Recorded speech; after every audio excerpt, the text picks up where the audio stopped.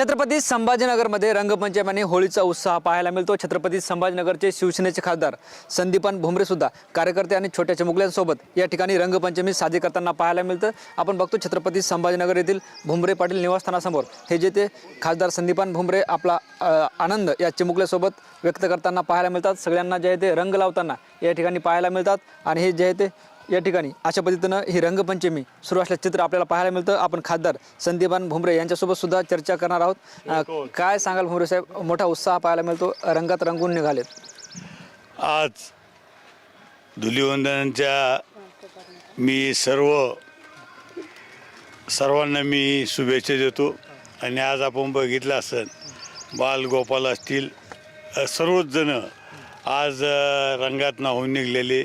मी सगळ्यांना आजचा हा जो सण आहे अगदी शांततेत आनंदात आपण सगळ्यांनी हा उत्सव साजरा करावा असे मी शुभेच्छा देतो। तर आपण बघतो एककडं हे रंगपंचमी आहे, मात्र आता काही दिवसात जे जिल्हा परिषद अध्यक्षाची निवड होणार आहे। कार्यकर्त्यासुद्धा अध्यक्षपदाचा गुलाल लागला पाहिजे यासाठी काय भावना आहेत?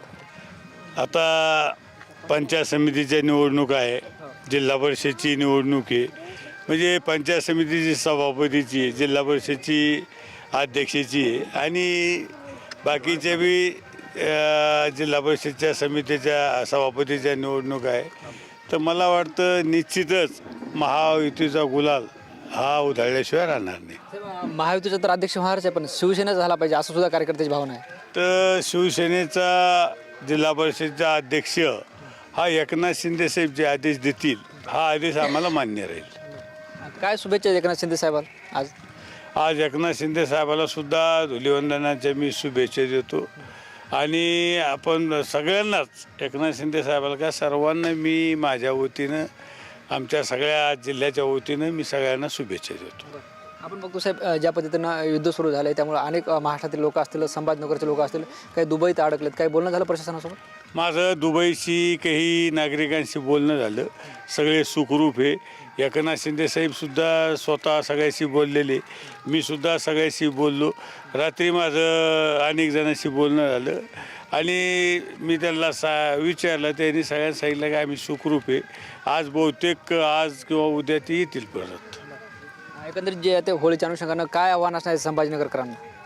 होळीच्या संदर्भात आम्ही एकच सांगितलं की सगळ्यांनी शांततेत आनंदात हा सण साजरा करायचा आहे। कुठंही काही प्रकार न घडता आपण सगळ्यांनी उत्साहात हा सण साजरा करायचा।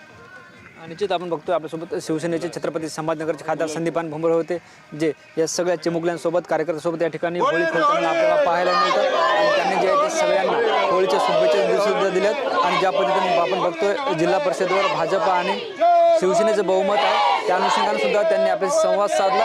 आणि या ठिकाणी जे आहे ते अशा पद्धतीनं संदीपान भुमरे या सगळे कार्यकर्ते असतील, ते चिमुकले असतील, यांच्यासोबत रंगपंचमीचा उत्साह छत्रपती संभाजीनगर येथील निवासस्थानासमोर साजरा करताना आपल्याला पाहायला मिळतात। आणि या ठिकाणी बघतो हे कार्यकर्ते सगळे या ठिकाणी घोषणाबाजी सुद्धा करताना पाहायला मिळतात। आणि अशा पद्धतीनं आपण बघतो छत्रपती संभाजीनगरमध्ये हा रंगपंचमीचा होळीचा उत्साह पाहतोय। कॅमेरा पर्सन अमित आडेसह ज्ञानेश्वर लोंढे, TV9 मराठी, छत्रपती संभाजीनगर।